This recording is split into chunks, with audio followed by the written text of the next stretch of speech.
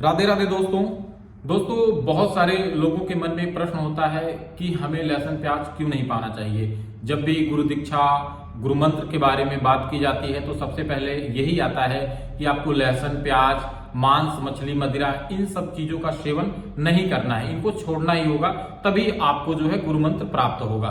तो दोस्तों बहुत सारे लोगों के मन में प्रश्न आता है कि जिस तरह से गाजर मूली सलजम ये भी जमीन में मिट्टी में ही पैदा होता है, उसी तरह से लहसुन प्याज भी पैदा होता है, तो लहसुन प्याज को ही क्यों मना किया जाता है। तो दोस्तों जैसा कि महाराज जी ने बताया था कि लहसुन प्याज तमोगुण होने के कारण जो है लहसुन प्याज को मना किया जाता है। यह हमारे मन में काम क्रोध लोभ को बढ़ाता है और हम भगवत मार्ग पर चलने वाले पथिक हैं और हमें जो है काम क्रोध लोभ पर ही विजय पाना है। और ये जो है तमोगुण होने के कारण इन्हीं चीजों को बढ़ावा देता है, जिस वजह से हमें लहसुन प्याज का जो है मना किया जाता है। ना कि जिस तरह से मांस मछली मदिरा है उस तरह, क्योंकि मांस मछली में हम दूसरे की हत्या करते हैं, इस तरह से लहसुन प्याज नहीं है, लेकिन ये तमोगुण होने के कारण जो है इसे मना किया जाता है। दोस्तों बहुत सारे लोगों का प्रश्न होता है कि ऐसे बहुत सारे लोग महाराज जी हैं जो कि लहसुन प्याज खाने के मना नहीं करते हैं और गुरु मंत्र भी दे देते हैं। तो दोस्तों अगर आप वहां से मंत्र लिए हैं तो आप अपने गुरु की ही आज्ञा पे चले, क्योंकि दोस्तों जो मार्ग जिनका है वो किस तरह से है वो वही जाने। लेकिन अगर आप राधा वल्लभी संप्रदाय में पूज्य महाराज जी से अगर आप गुरु मंत्र लेते हैं तो आपको पहले जान लेना होगा, क्योंकि दोस्तों यहाँ पे साफ साफ मना है आपको लहसुन प्याज नहीं पाना है। मांस मछली मदिरा तो बहुत दूर की बात है, लहसुन प्याज भी आपको मना है अगर आप श्री राधा वल्लभी संप्रदाय से जो है दीक्षित होना चाहते हैं। तो दोस्तों बहुत सारे लोगों का प्रश्न ये होता है कि मैं पढ़ाई करता हूं, मैं हॉस्टल में रहता हूं और वहां पे जो है मुझे जो है खाने में लहसुन प्याज जो मिलता है, क्योंकि 99% से ज्यादा जो है वो लहसुन प्याज का जो है यूज हर जगह होता ही है।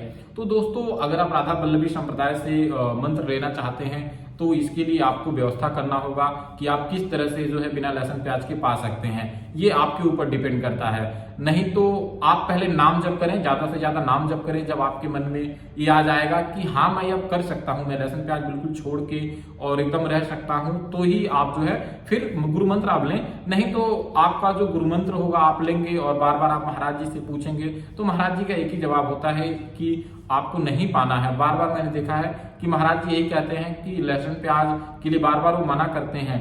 दूसरी बात ये रही कि दोस्तों बहुत सारे लोगों का प्रश्न ये होता है कि मैं शादी विवाह में जाता हूँ, पार्टी इत्यादि में जाता हूँ, जहाँ पे जो भोजन होता है उसमें भी लहसुन प्याज होता है, तो क्या करें। दोस्तों ये भी आपके ऊपर ही डिपेंड करता है। अगर आप गुरु मंत्र लिए हैं या लेना चाहते हैं तो दोस्तों इसके लिए आपको उसका त्याग करना होगा।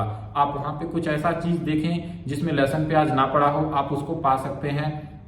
नहीं तो अगर आप दीक्षित हैं तो आप कोशिश करें कि आप बाहर का, महाराज जी मना ही करते हैं कि जो बाहर का खाना होता है वो आपको नहीं पाना है, क्योंकि किस तरह से वो भोजन बना हुआ है, क्योंकि एक तो लहसुन प्याज तो पड़ा ही पड़ा है और किस तरह से उसमें शुद्धता है कि नहीं है। हमें जो भोजन पाना होता है पहले वो हमें अपने इष्ट को, अपने राधा वल्लभ लाल को जो है प्रसादी करके ही पाना होता है। ऐसे नहीं कि हम कहीं पे भी जाएं और हम खाना चालू कर दें, पहले हमें प्रसादी करना होता है, उसके बाद ही हमें पाना होता है। तो अगर आप चाहते हैं कि मैं पूज्य महाराज जी से दीक्षा लूं और जो है राधा वल्लभी संप्रदाय से जुड़ूं, तो इसके लिए आपको दीक्षा से पहले लहसुन प्याज का त्याग करना होगा और आपको ज्यादा से ज्यादा नाम जप करना होगा। आप नाम जप करेंगे और इन सब चीजों का जो महाराज जी निषेध करते हैं, अगर आप इनका पालन करते हैं तो ही आप राधा वल्लभी संप्रदाय से दीक्षा आपको मिलेगा। दोस्तों आप इन चीजों का पालन करें, निश्चित आपको जो है गुरु मंत्र मिलेगा। लेकिन ऐसा हुआ कि आप गुरु मंत्र ले लेते हैं, दीक्षा ले लेते हैं, उसके बाद आप फिर मनमानी करते हैं तो इसका अपराध आपको ही लगेगा और आपके मंत्र लेने का कोई फायदा नहीं होगा।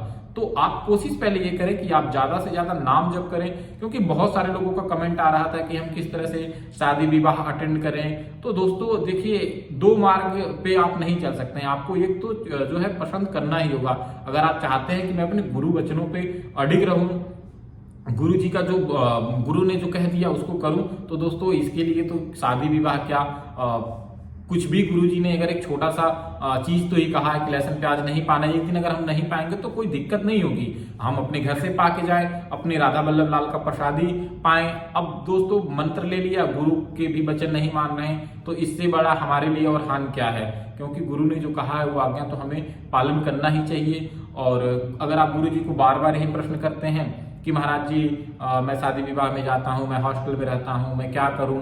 तो महाराज जी भी कहते हैं कि अगर आप बार बार फोर्स करेंगे तो मैं कोई उपाय तो बता दूंगा। लेकिन दोस्तों एक हो गया कि मन से प्रसन्न होकर महाराज जी ने कहा है कि ये चीज ना करो, और वो आप नहीं करेंगे तो महाराज जी को कितनी प्रसन्नता होगी। और दूसरी बात ये रहेगी, आप बार बार प्रश्न करेंगे तो, क्योंकि जो संत होते हैं, गुरुदेव होते हैं, वो बहुत हृदय का बहुत कोमल होते हैं, बहुत सरस होते हैं। तो वो हमारे अपनी वचन को जो है वो नीचा करके हमारी बात को मान जाते हैं और कोई ना कोई रास्ता बता ही देते हैं। तो दोस्तों कोशिश हमें करें कि गुरु को संकोच ना करना पड़े कहने में, हम उनके वचनों को खुद माने।